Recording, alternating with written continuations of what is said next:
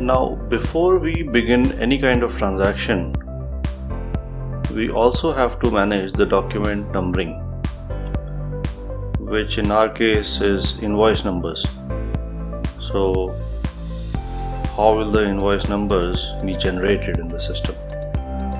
So, we configure that by going into configuration and document series. Now, in this window, we can choose the type of transaction for which we want to manage the document numbering. In this case, AR invoice, which is accounts receivable invoice. And we can start by putting in a series code.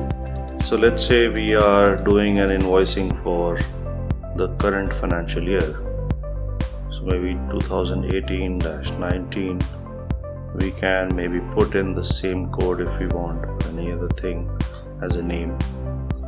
Now if we have some prefix, we can use this place to attach that. So for example, I might have two manufacturing plants, plant 1 and plant 2, and accordingly I might want to put the plant number over here. So plant 1, I can put it here. Starting number is the series number from which the numbering will start. So I might have different series, document numbering series for different type of transactions.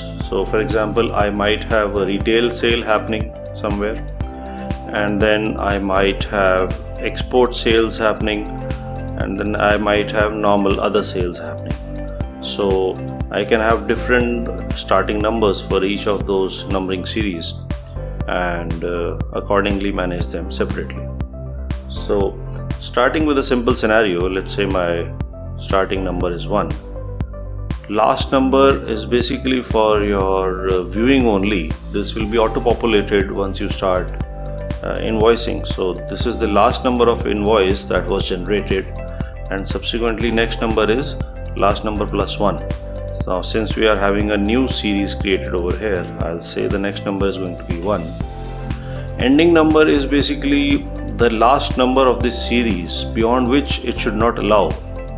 So if I have a series from 1 to 10,000, I can put in 10,000 over here.